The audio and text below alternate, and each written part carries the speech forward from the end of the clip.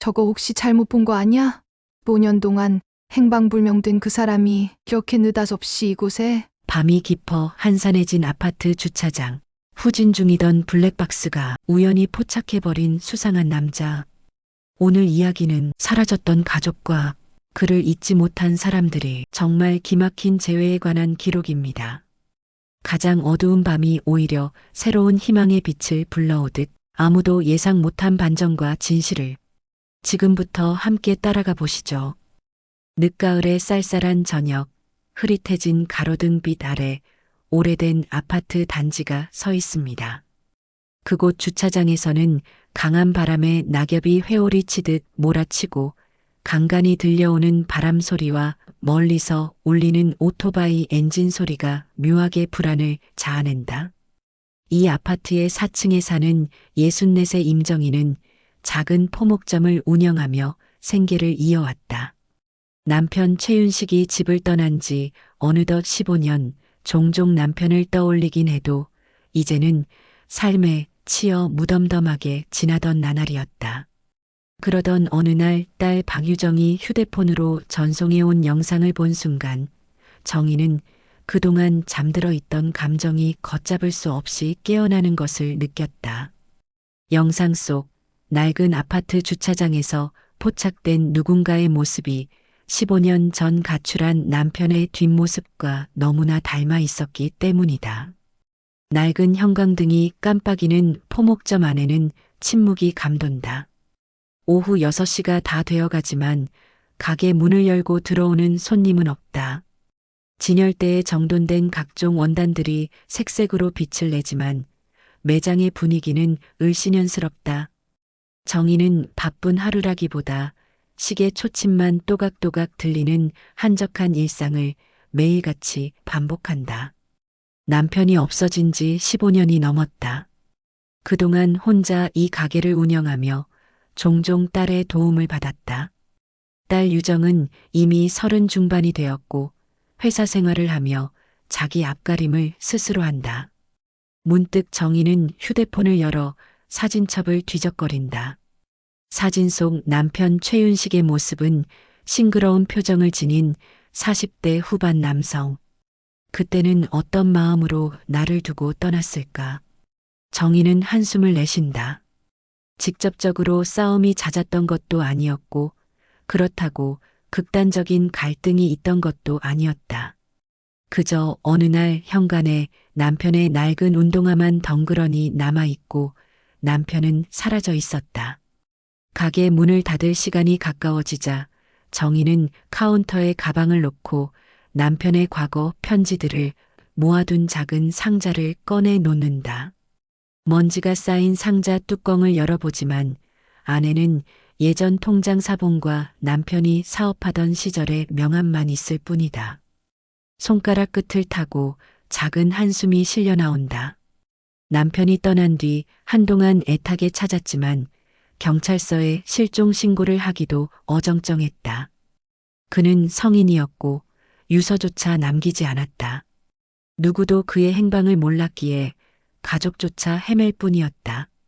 그렇게 포기해버린 세월이 벌써 15년이었다.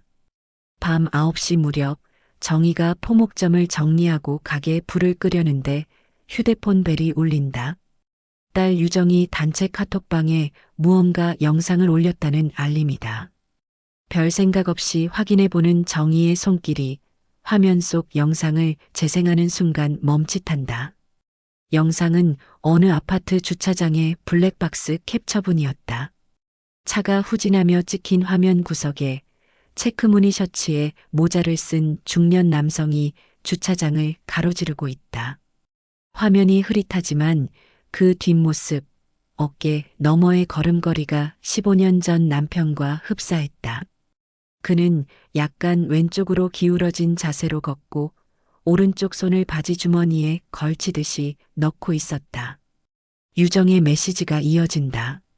엄마, 우연히 회사 동료가 블랙박스 정리하다가 찍힌 영상인데 혹시 이거 아빠랑 비슷하지 않아? 장소는 우리 회사 근처 아파트래. 확실한 건 아니지만 너무 닮아서 내가 혹시 몰라 보여드려. 정희는 가게 불을 끄고 서둘러 셔터를 내린다.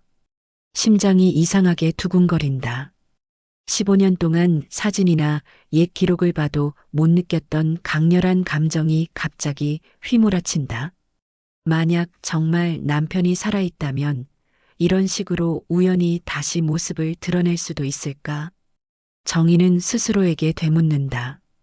정희가 집에 들어서자마자 켜놓은 TV에서는 뉴스 앵커가 서울 시내 교통 상황을 전한다.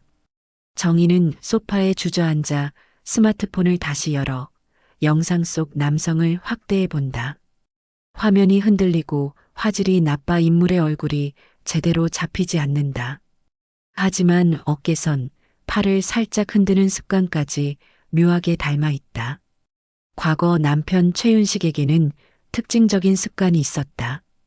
걸을 때 한 손을 항상 주머니에 넣고 무언가 생각에 잠길 때면 고개를 약간 왼쪽으로 기울였다. 영상을 다시 돌려보니 그 남자도 비슷한 타이밍에 왼쪽으로 고개를 기울이는 듯 보인다. 정희는 거실 한편 액자 속 가족 사진을 바라본다. 딸이 어린 시절, 남편이 막 40을 넘겼을 무렵의 단란한 한때, 사진 속 남편은 가벼운 미소를 지으며 유정을 안고 있다. 그때 왜 그랬을까? 정희는 TV를 끄고 머리가 복잡해져서 아무것도 귀에 들어오지 않는다. 남편이 떠난 지 1년째 되던 해에는 직접 수소문도 했고 남편의 옛 지인들까지 모조리 연락해봤지만 헛수고였다. 그렇다고 스스로를 탓해봐도 아무 소득이 없었다. 시간은 무심했다. 이렇게 15년 만에 남편으로 보이는 사람이 다시 눈앞을 스쳐가다니. 정희는 불안을 누르려 애쓴다. 그러나 이 흔적은 마치 묻어두었던 상처를 되살리는 불씨가 된다. 다음 날 오전 정희는 일찍 딸에게 전화를 건다. 유정아, 너 어젯밤에 올린 그 영상 촬영된 시점이 언제래? 어제 저녁 7시쯤이래. 회사 동료가 거래처 업무 때문에 아파트 방문했다가 차 후진 중에 이상한 기척을 느껴서 블랙박스 확인해 봤는데 마침 어떤 남자가 지나가는 게 찍힌 거야. 그런데 동료가 혹시나 해서 나한테 보여주는데 너무 아빠랑 비슷하지 않아?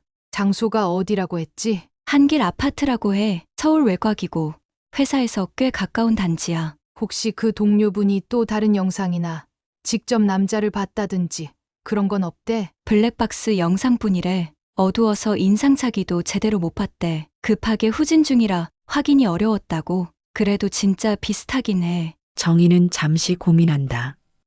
회사 근처라면 남편이 일자리를 구해 그 인근에 정착했을 가능성도 있다고 생각한다. 엄마가 한번 가볼까 한다. 그 아파트 주차장에 직접.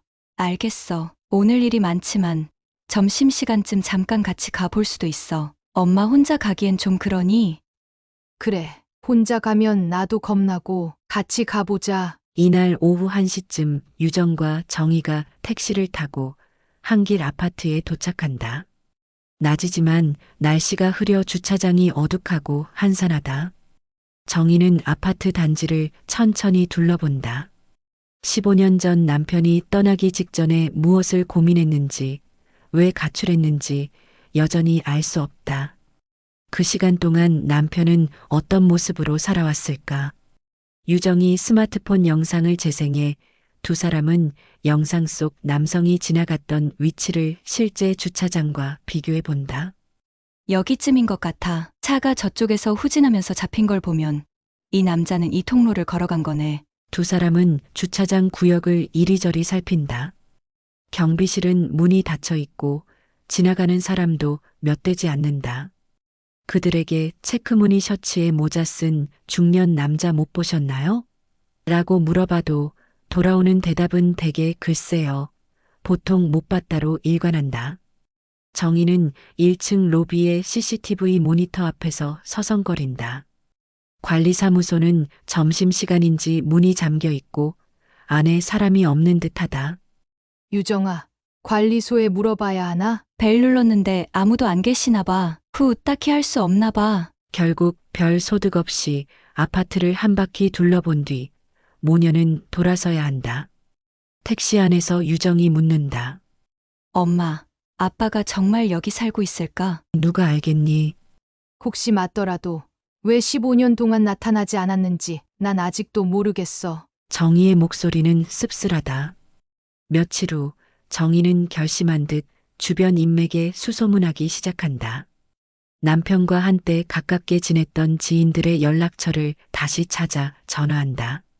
오랜만이야. 나 정인데 혹시 요즘 윤식 소식 들은 적 있어? 상대방들은 하나같이 비슷한 반응이다. 15년 전 갑자기 연락 두절이 됐고 그 뒤로 본 일이 없다는 말뿐이다.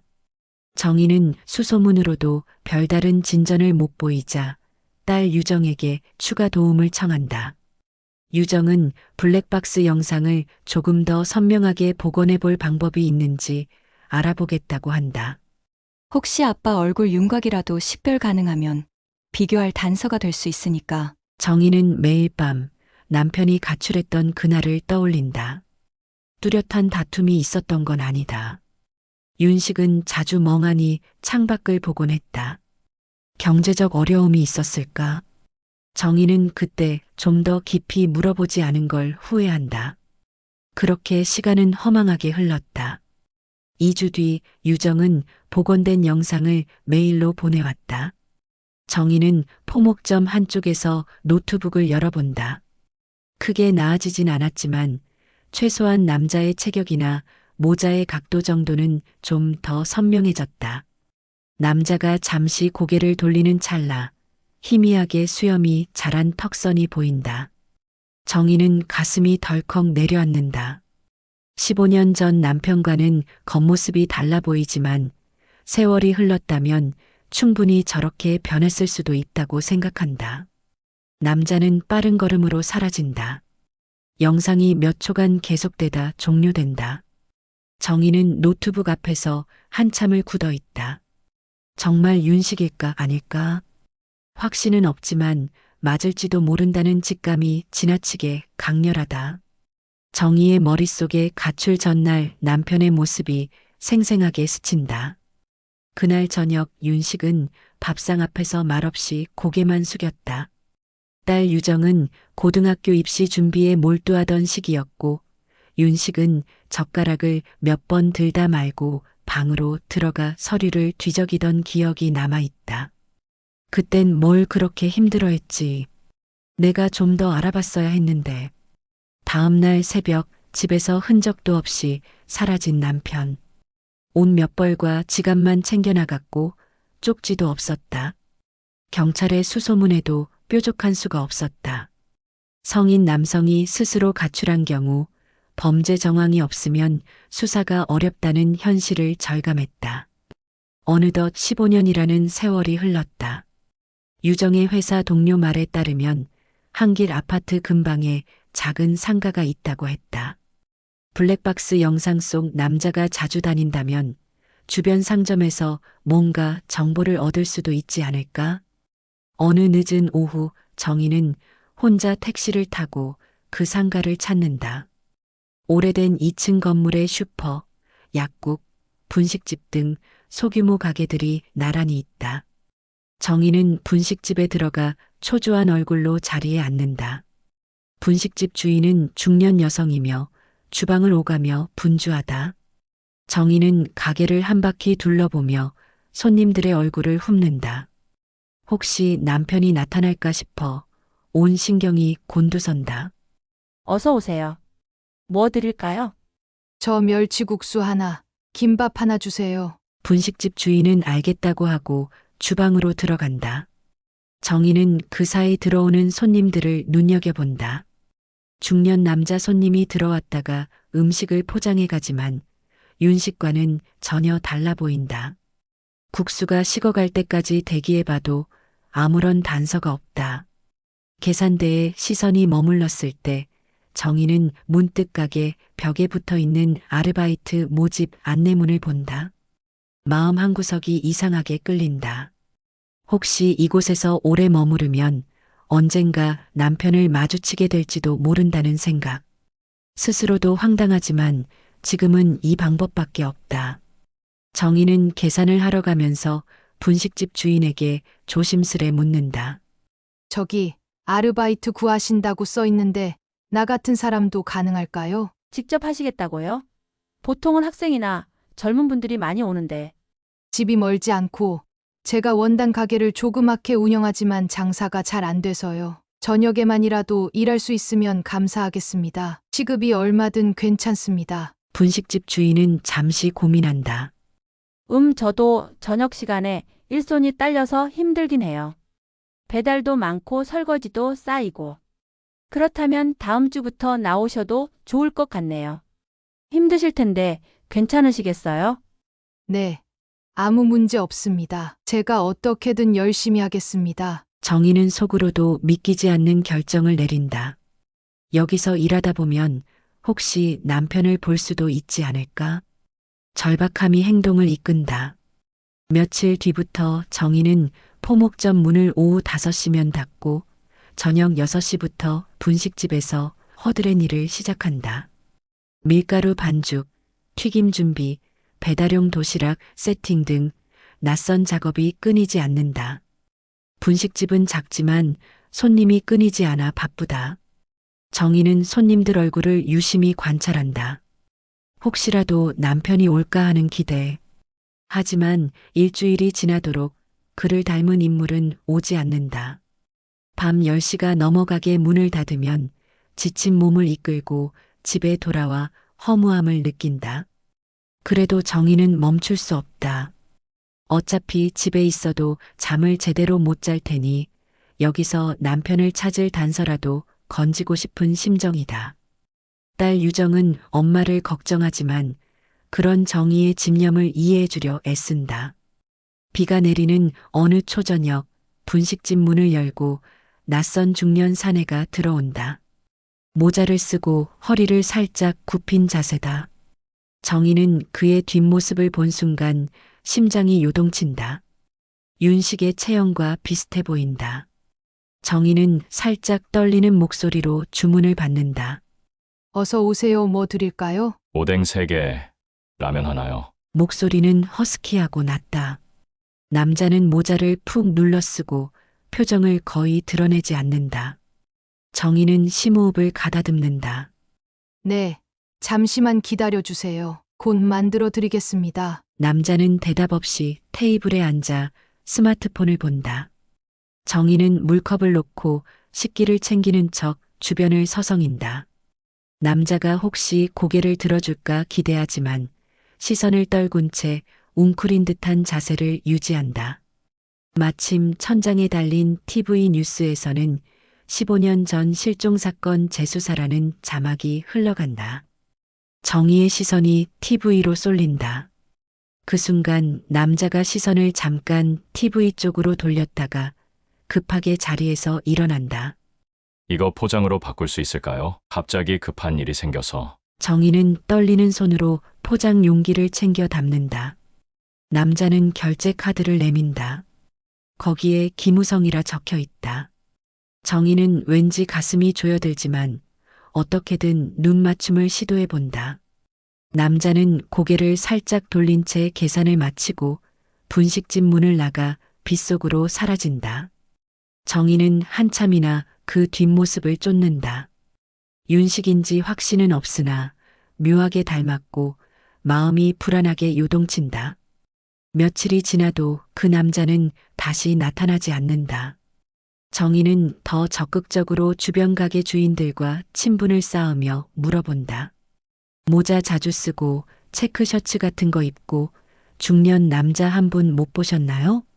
혹시 자주 오는 손님 중 그런 분이 계신지. 그러나 돌아오는 답은 늘 어정쩡하다. 이 동네 혼자 사시는 중년도 많아요.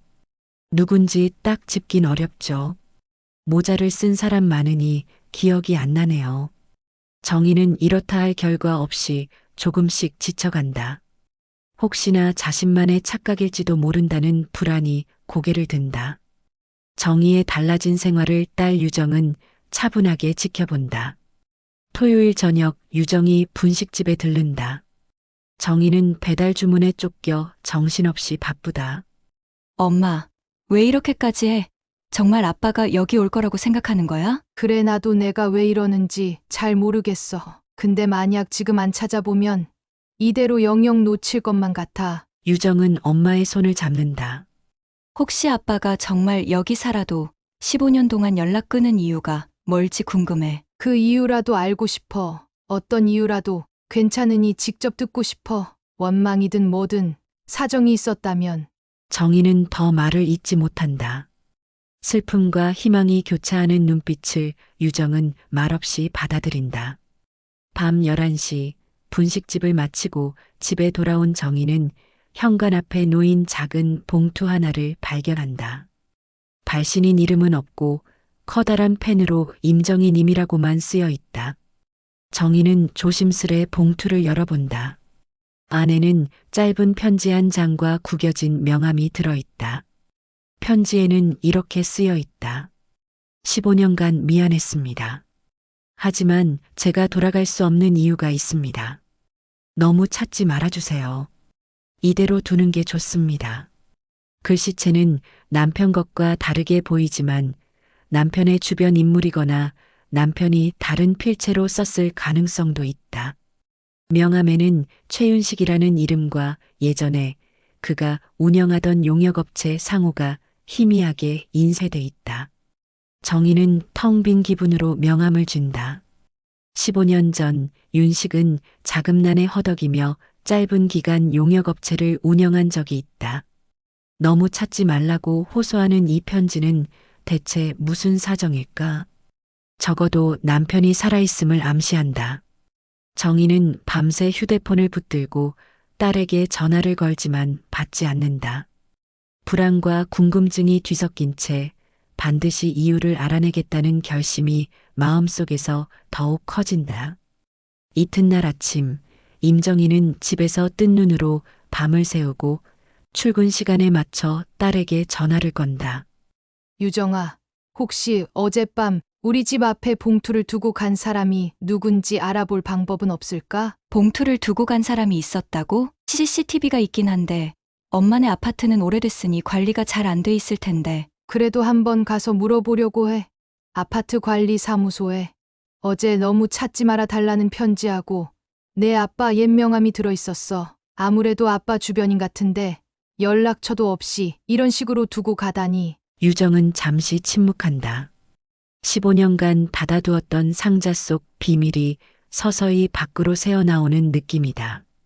내가 오전에 반차를 낼 수 있을 것 같아. 엄마랑 같이 관리 사무소 가보자. 혹시라도 얼굴이 찍혔으면 그 영상을 볼 수 있을 거야. 그렇게 두 사람은 오전 10시쯤 정희가 사는 아파트 관리 사무소를 찾는다. 하지만 예감대로 건물 CCTV는 몇 달 전부터 고장 상태라 녹화 기록이 전혀 없다. 허탕친 정희는 아쉬운 마음을 안고 택시를 타려는데 문득 휴대폰 벨이 울린다. 낯선 번호다. 정희가 전화를 받자 처음 듣는 중년 여성의 낮은 목소리가 들려온다. 혹시 임정희 씨 맞으시죠? 저 죄송하지만 목소리를 들려드리는 건 처음이네요. 괜찮으시다면 저녁 8시쯤 보라공원 벤치에서 잠깐 뵐 수 있을까요? 누구세요? 윤식 씨 아니 최윤식 씨와 관련된 분입니다. 제발 저녁에 한번 나와주셨으면 해요. 정희가 놀란 기색을 보이자 옆에서 유정이 작은 소리로 묻는다. 무슨 일이야, 엄마? 정희는 곧바로 대답하지 못하고 전화 속 여성 목소리에 온 신경을 집중한다.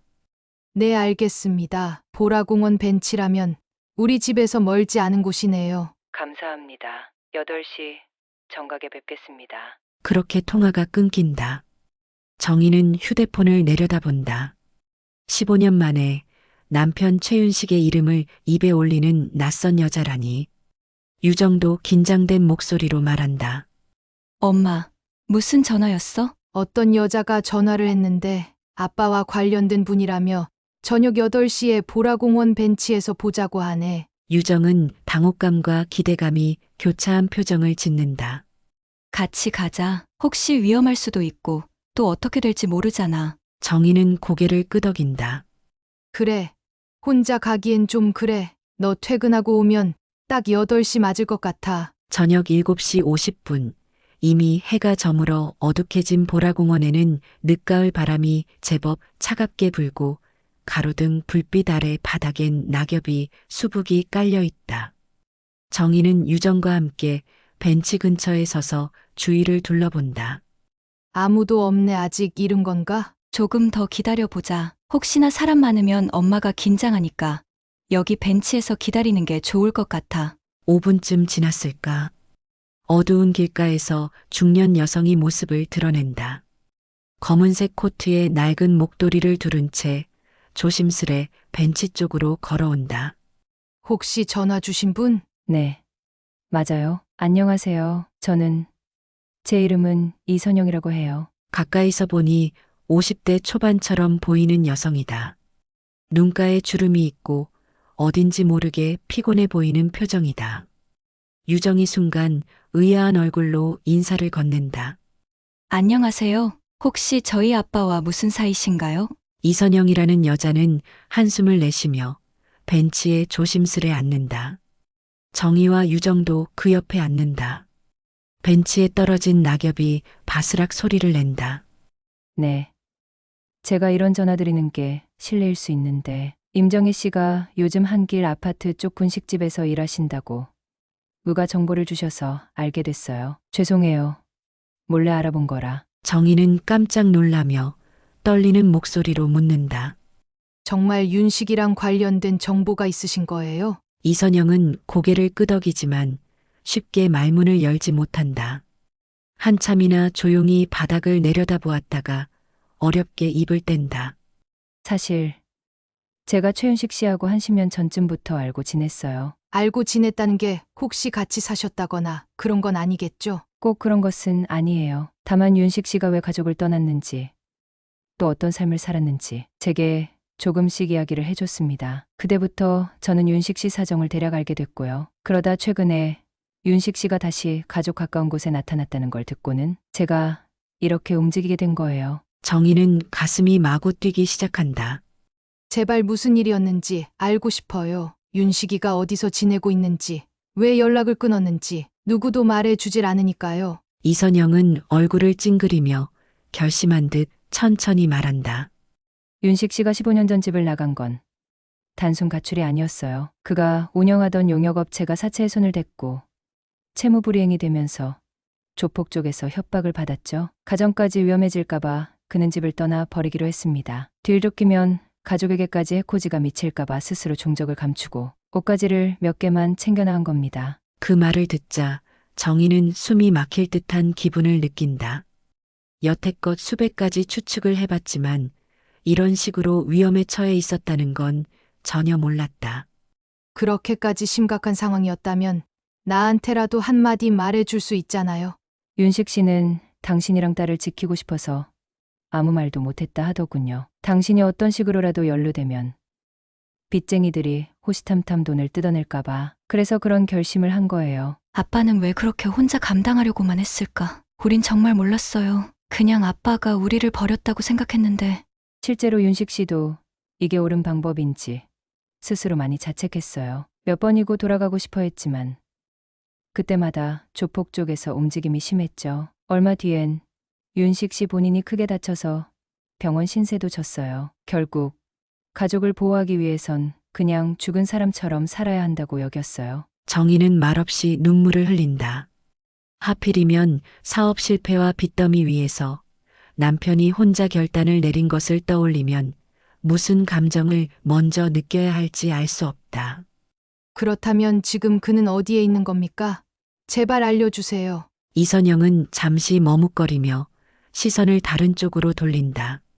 그가 요즘 한길 아파트 근방에서 숨어 지내는 건 사실이에요. 집이라기보다 공사장에서 임시로 얻은 컨테이너 사무실 하나 있거든요. 그쪽에서 묵고 있어요. 또 얼마 전부터 당신이 분식집에서 일한다는 걸 알고 자주 먼발치에서 지켜봤다고 합니다. 아빠가 엄마를 몰래 지켜본 거예요? 이선영은 무거운 고개를 끄덕인다.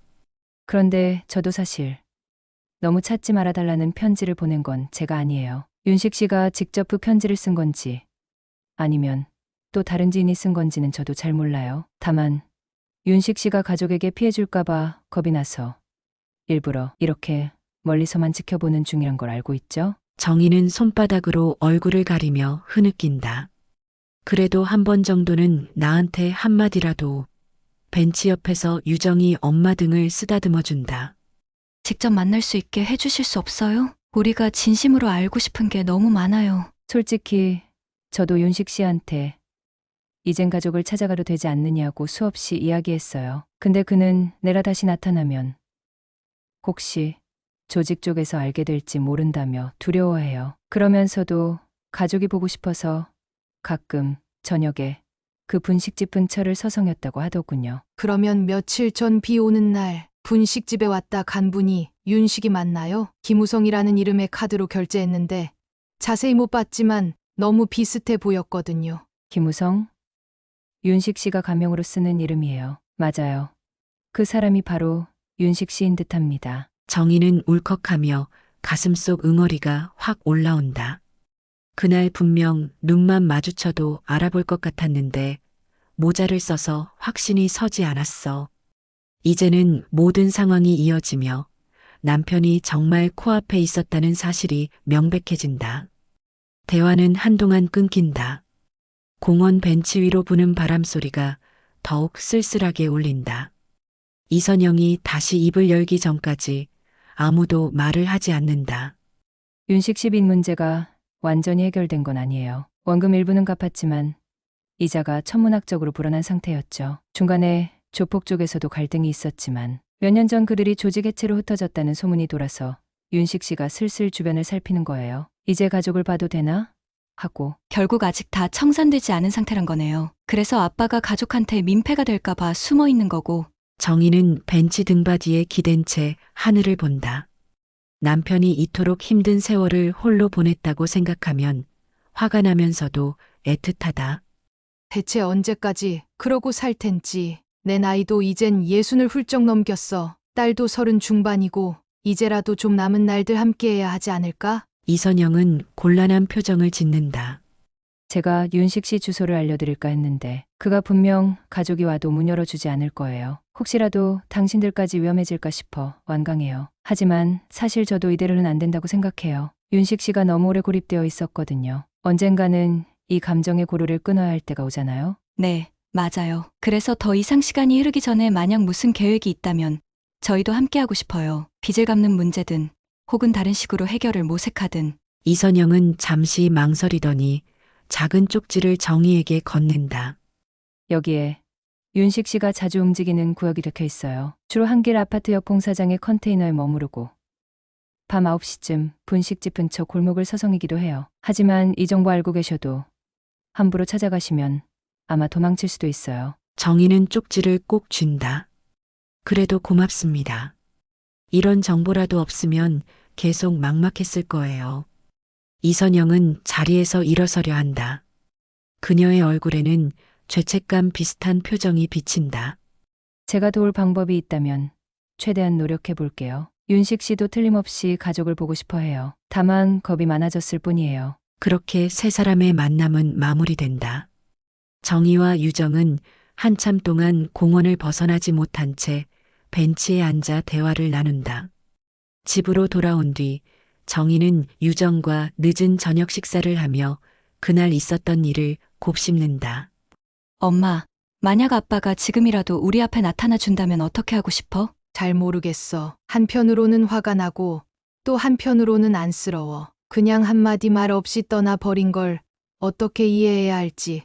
그래도 내 남편이잖아. 살아있다면 보고 싶긴 해. 밥 한 숟갈을 뜯어 말고 괴로운 표정을 짓는다. 나도 아빠가 원망스러웠어. 늘 왜 엄마랑 날 버리고 갔지? 하고. 그런데 어쩌면 아빠도 나름대로 우릴 보호한다는 마음이었을 수도 있겠네. 정말 그렇게밖에 할 수 없었던 걸까? 만약 얘기를 해줬다면 함께 해결하려 노력했을 텐데 혼자 짊어지고 나갔으니 15년이라는 시간이 지난 거 아니겠니? 너무 독단적이었어. 두 사람의 대화는 쉽게 끝나지 않는다. 그새 밤이 깊어지고 창문 밖엔 바람이 거세다. 정희는 갑자기 떠오른 듯 유정에게 묻는다. 근데 말이야, 그 이선영이라는 분 어쩌면 아빠랑 특별한 사이였던 건 아닐까? 특별한 사이라니, 설마. 글쎄, 내 짐작이지만 10년 전부터 그를 알고 있었다니 단순한 동료 이상일 수도 있잖아. 또 편지를 보낸 사람은 아니라고 했고. 그런 건 아직 모르겠고, 엄마, 너무 마음 쓰지 마. 아빠가 다른 여자를 만났다고 해도 그건 과거가 될 수도 있으니까. 정희는 복잡한 심경에 잠을 이루지 못한다. 15년이란 세월이면 사람 마음도 변할 수 있지. 하지만 뭐가 어떻게 됐든 일단 만나야겠어. 며칠 후 저녁, 분식집은 비수기임에도 불구하고 작은 테이블 몇 곳이 손님들로 채워져 있다. 정희는 메뉴를 나르고 배달 전화도 받느라 분주하다. 밤 9시가 가까워졌을 무렵 가게 문이 살짝 열린다. 고개를 숙인 남자가 들어온다.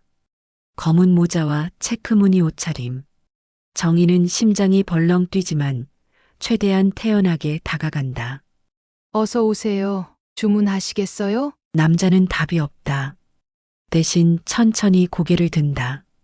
희미한 형광등 불빛 아래서 턱수염이 드문드문 자라있고 안색이 창백해 보인다.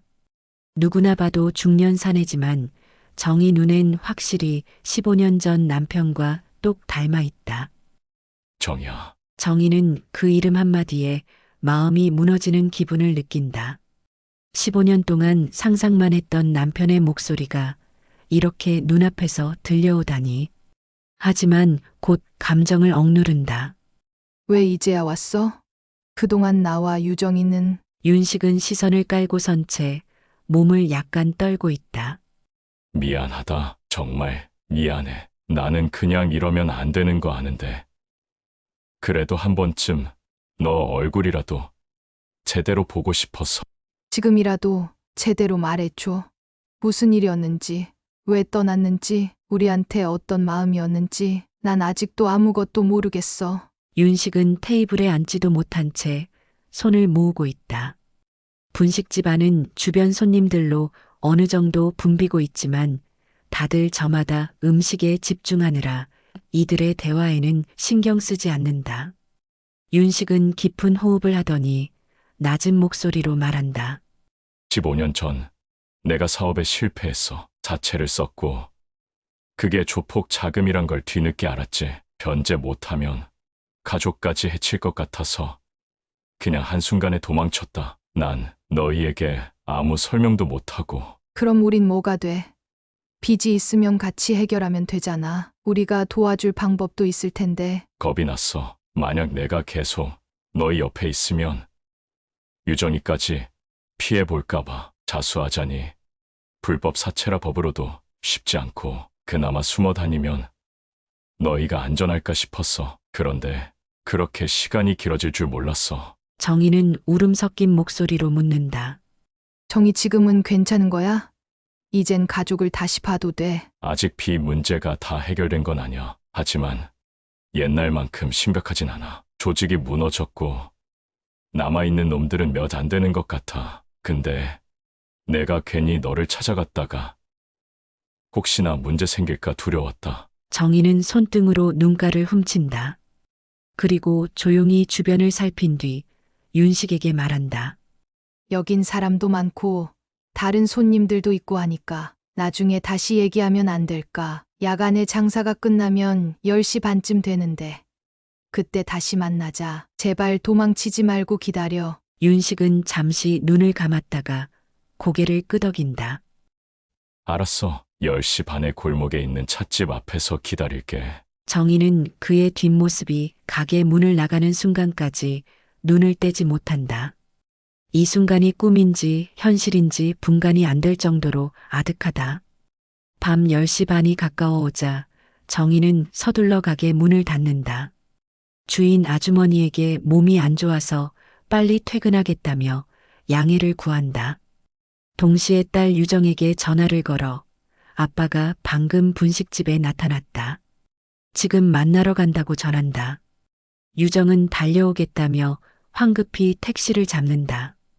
분식집 인근 어두운 골목 끝에는 작은 찻집이 하나 있다. 오래된 간판이 희미하게 빛나고 실내는 문을 닫았는지 불이 꺼져 있다. 정희는 그 앞가에서 두리번거리다 벽 쪽에 기대어 서 있는 윤식을 발견한다. 정이야. 여기 있어. 정희는 조용히 걸어가 그의 얼굴을 본다. 15년 세월이 남긴 흔적은 깊은 주름, 거친 피부, 군데군데 희끗한 머리카락이다. 한때 생기 넘치던 윤식의 모습은 온데간데 없고 왠지 지친 중년 사내만이 서 있다. 정희의 눈에선 다시금 눈물이 핑 돈다. 정말 이렇게 볼 줄은 몰랐어. 그동안 어디서 어떻게 지낸 거야? 윤식은 떨리는 목소리로 답한다. 찜질방, 쪽방, 월세방, 공사장 컨테이너 떠돌다시피 했어. 용역일도 하고 택배 상하차 일도 해봤고 이름도 김우성이라고 바꾸고 새 신분증을 구해서 살았지. 힘들었겠네. 그래도 왜 한 번도 소식 주지 않았어? 딸 결혼할 때도, 내가 편찮았을 때도 있었는데. 나도 소식은 들었어. 유정이가 회사 다니는 것도 그런데 나타날 수가 없었어. 나 때문에 혹시라도 누가 그쪽을 알아볼까봐. 정희는 차마 반가움이나 원망의 말을 꺼내지 못하고 그저 조용히 그를 바라본다. 약간의 침묵이 흐른 뒤 빠른 발소리가 들려온다. 딸 유정이 그 골목으로 달려오고 있다. 아빠! 윤식이 놀란 듯 고개를 돌린다. 어두운 골목 조명 아래 유정은 눈물을 머금은 채 그를 향해 다가온다. 이렇게 만나니까 참 뭐라 해야 할지 모르겠네. 미안하다, 유정아. 너 어릴 때만 해도 내가 한 집안의 가장이었는데 그건 이제 됐고 그냥 살아있기만 해도 다행이야. 우리 정말 아빠 죽었는지 살았는지 몰라서 너무 힘들었어. 윤식은 유정을 보며 애써 웃음을 지으려 하지만 입꼬리가 떨린다. 한참 아무 말 없이 셋은 서로를 바라본다. 15년의 벽이 쉽게 허물어지지 않지만 적어도 이 순간만큼은 서로의 존재를 확인한다. 조용한 대화도 잠시 어디선가 휴대폰이 울린다. 윤식이 주머니에서 폰을 꺼내더니 화들짝 놀란다. 네, 여보세요. 짧게 통화하며 윤식의 표정이 급격히 어두워진다. 정희와 유정은 불안한 시선으로 윤식을 쳐다본다. 아니 이미 끝난 줄 알았는데 내가 내일까지 보내줄게. 그러니까 제발 찾아오지 마. 전화를 끊자 윤식은 고개를 푹 숙인다. 한숨이 길게 터져 나온다. 무슨 전화였어? 혹시 예전 조폭들한테서? 맞아. 조직이 다 해체됐다는데 남은 몇 놈이 돈을 빌미로 또 협박을 해. 몇 번 정리했지만 아직 일부가 남았어. 내일까지 돈을 준비하지 않으면 내 주변인들에게 뻔뻔하게 찾아가겠다고. 그 돈이라는 게 얼마나 돼? 우리가 어떻게든 도움을 줄 순 없을까? 안 돼. 너희까지 휘말리면 안 돼. 그들이 정말 무슨 짓을 할지 몰라. 이게 내가 15년 동안 숨어 산 이유야. 유정은 살짝 화를 내듯 말한다. 아빠, 그게 무슨 말이야? 이제라도 가족끼리 힘 합치면 해결 못할 게 뭐가 있어? 너무 겁먹지 마. 나도 직장인이니 대출이라도 받고 엄마도 집을 담보로 뭘 해볼 수도 있잖아. 안 돼. 내가 또 너희까지 망가뜨리고 싶지 않다니까. 말싸움으로 번질 기세가 감돌자 정희가 애써 진정시킨다. 그렇게 혼자서 또 도망만 치면 15년 전과 뭐가 달라?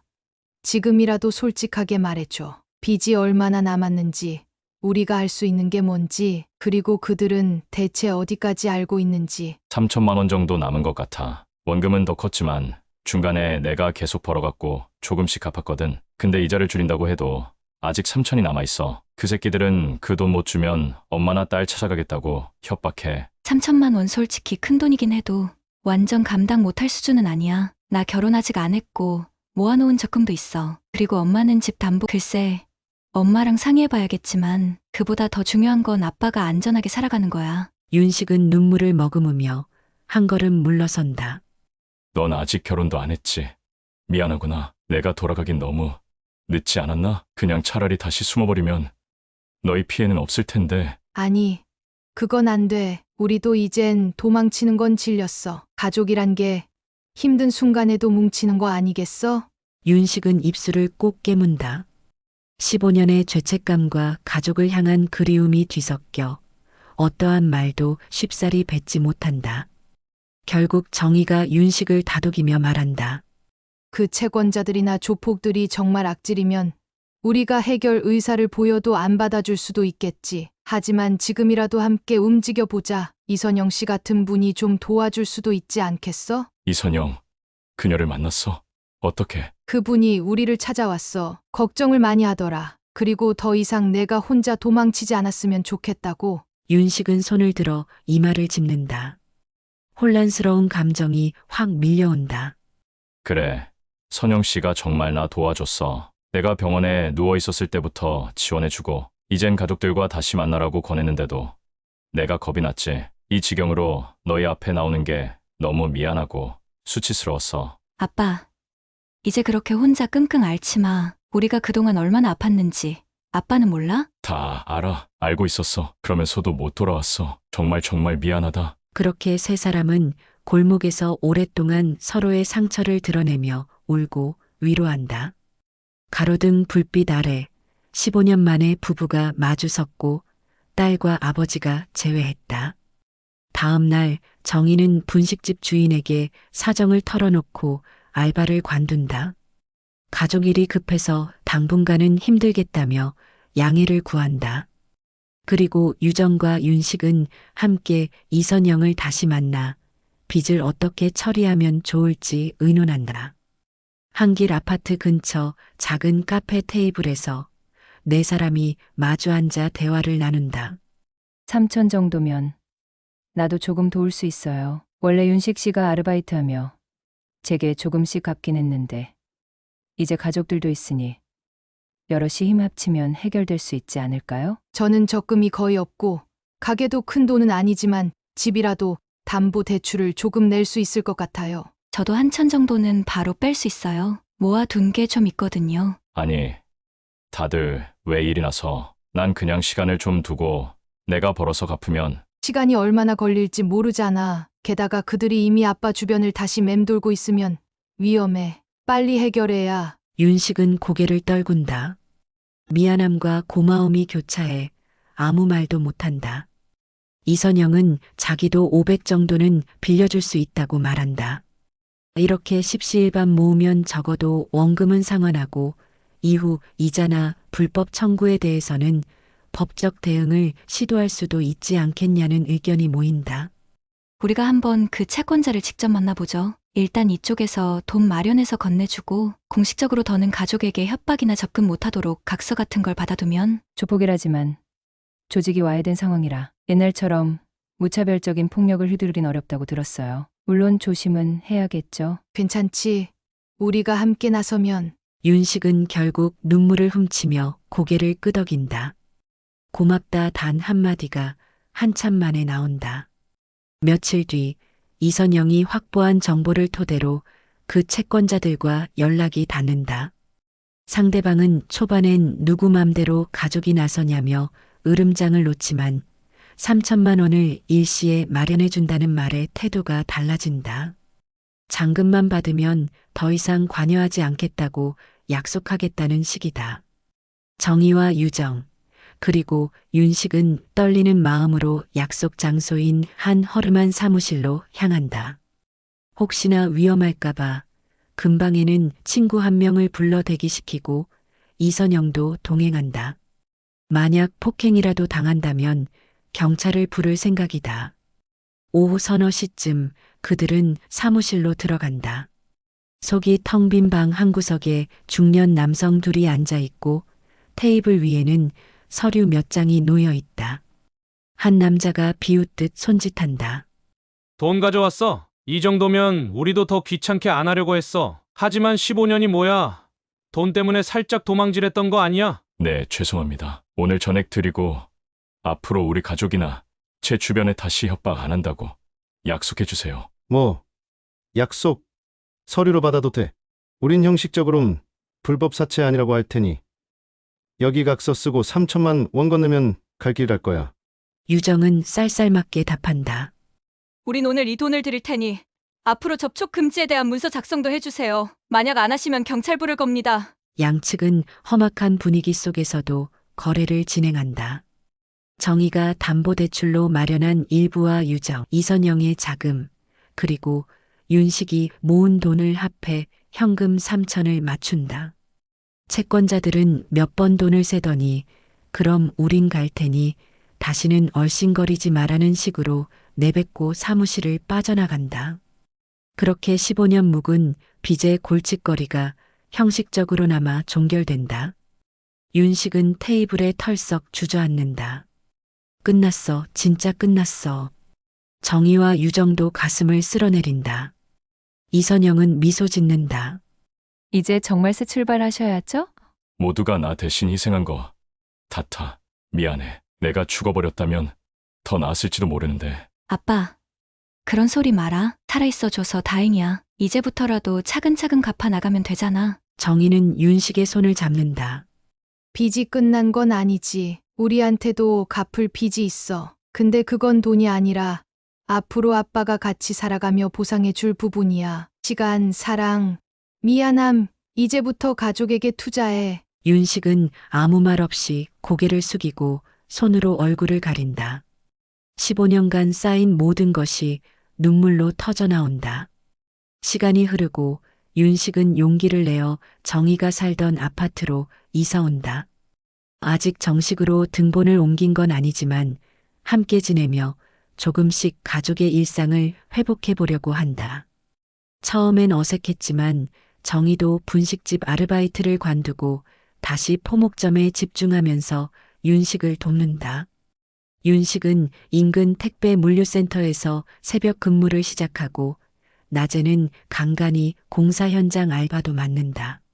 힘들지 않아? 새벽에 일어나서 나갔다가 낮엔 또 공사장 가고. 힘들긴 한데 예전에는 하루 종일 방황만 했잖아. 이젠 가족 위해 뭔가라도 하니까 마음은 편해. 오히려 살맛이 나. 유정은 주말마다 엄마 집에 와서 세 식구가 함께 시간을 보낸다. 윤식과 유정은 티격태격하기도 하지만 식사 중에 웃음소리가 종종 터진다. 아빠, 이제 신분증도 다시 만들어야 하지 않아? 김우성 말고 본명으로. 그래야지. 동사무소 가서 확인하니까 아직 내 주민등록은 말소가 안 됐대. 다행히 실종 처리나 사망 선고가 된 건 아니니 법적으로는 여전히 살아있는 상태야. 15년 만에 우리 집에 아빠 이름으로 등본 뜨면 그거야말로 진짜 새 출발이네. 윤식은 쑥스러운 듯 미소 짓는다. 그래, 이제 시간은 좀 걸려도 모든 걸 정상으로 돌려놓을게. 어느 일요일 오후 정희는 포목점 문을 닫고 윤식과 함께 동네 공원을 거닌다. 손을 꼭 잡지 않지만 나란히 걷는 모습이 부부 같아 보인다. 정희는 문득 남편을 올려다보며 조심스럽게 말한다. 사실 난 아직도 원망스러워. 왜 그때 나한테 말도 없이 가버렸는지. 내가 조금이라도 너랑 이야기를 나눴으면 이렇게 오래 걸리지 않았을 거 아니야. 알아. 너희에게도 상처가 컸겠지. 나도 날 용서 못해. 하지만 그땐 미칠 것 같았어. 조폭들이 전화해서 딸내미 이름, 학교까지 다 알고 협박하니까 순식간에 이성을 잃고 그냥 가출을 해버렸어. 뭐가 맞는 길인지도 모르고. 이제 다 지난 일이지만 우리 함께 그 상처를 보듬어 가자. 원망이든 미움이든 대화를 해야 풀리잖아. 윤식은 진심 어린 눈빛으로 정희를 바라본다. 응, 고맙다. 내가 이렇게 받아줄 줄 몰랐어. 지금부터라도 매일 감사하면서 살게. 바람이 부드럽게 불어와 주변 나무들이 흔들린다. 두 사람은 걸음을 늦추며 긴 세월을 돌아 서로의 온기를 느낀다. 한 달 후 포목점 앞에는 가게 정기 휴무라는 안내판이 걸려 있다. 정희는 모처럼 가게를 닫고 남편 윤식, 딸 유정과 함께 멀리 교회로 나들이를 떠났다. 목적지는 도심에서 차로 한두 시간 거리에 있는 작은 시골 마을. 이곳에 있는 오래된 사찰에 들러서 조용히 마음 정리를 하고 싶다는 윤식의 소망을 들어주기로 했다. 사찰 입구에서 유정이 환하게 웃으며 말한다. 엄마, 아빠, 우리 셋이 여행 다닌 건 내가 중학생 때 이후 처음이지 않아? 그러게. 그땐 너 어렸고 내 아빠도 사업한다고 정신없었는데 단체로 어딜 간다니? 윤식은 이곳이야말로 지난 15년간 꿈꿔왔던 풍경일지도 모른다. 가족과 함께 평범하게 여행을 하는 순간 사찰 주변에 국화 향기가 은은하게 퍼지고 가을 햇살이 포근하다. 참, 근데 이선영 씨도 초대할 걸 그랬나? 그분도 우리 많이 도와줬는데. 괜찮아. 나보고 가족들과 오붓하게 다녀오라고 했어. 나중에 따로 식사 한번 하자고 하더라. 유정은 살짝 눈짓을 한다. 엄마, 아빠랑 이선영 씨 사이 오해는 풀렸어? 뭐, 아직은 무슨 사이인지 100% 확신은 못하겠지만, 그래도 중요한 건 아니지. 아빠가 돌아와 우리 곁에 있고, 그분은 좋은 친구였다는 것만으로 충분해. 윤식은 멋쩍게 웃는다. 긴장된 공기는 사라지고 세 사람은 경내를 둘러보며 여유를 만끽한다. 가끔 윤식은 저 멀리 지는 낙엽을 응시하며 15년 동안 자기 혼자 사겨왔던 고통과 그리움을 곱씹는다. 이제는 혼자가 아니다. 가족이 함께 걸어가고 있다. 공기 맑다. 정말 이 평범한 일상이 그렇게나 어려웠다니. 맞아. 이제야 우리 좀 보통 가족 같아. 늦었어도 다시 시작하면 되지 뭐. 그럼 늦어도 안 하는 것보다 나은 거겠지. 세 사람은 그 길을 따라 걸어간다. 먼 훗날 15년이라는 긴 세월의 단절을 결국 극복해낸 가정으로 그 기억이 오래도록 이어질 것이다. 윤식은 다시금 가족이라는 단어가 얼마나 소중한지를 온몸으로 깨닫는다. 오늘 오래전부터 단절되었던 한 가족이 다시 손을 맞잡기까지의 이야기를 함께 보셨습니다. 긴 세월 속에서 그들은 서로를 찾고 또 용서하려 애쓰며 결국엔 함께 걷는 길을 택했죠. 아마 영상을 보신 분들께서도 자신의 삶 속에서 소중한 인연을 다시 떠올렸을지 모르겠습니다. 우리가 때론 잘못된 선택을 한다 해도 그 선택을 되돌릴 기회는 언제든 열려 있다는 사실을 이 가족의 사례를 통해 다시금 알게 된 건 아닐까요? 혹시 지금 오랜 시간 연락하지 못했던 친구나 가족이 떠오르신다면 오늘을 계기로 작은 용기를 내보셔도 좋겠습니다. 끝까지 시청해주신 모든 분들께 진심으로 감사드립니다. 이 이야기가 여러분 삶에도 작은 빛이 되길 바랍니다. 오늘 영상이 마음에 와 닿으셨다면 좋아요와 구독 부탁드립니다. 모두 편안한 하루 보내시길 바랍니다. 감사합니다.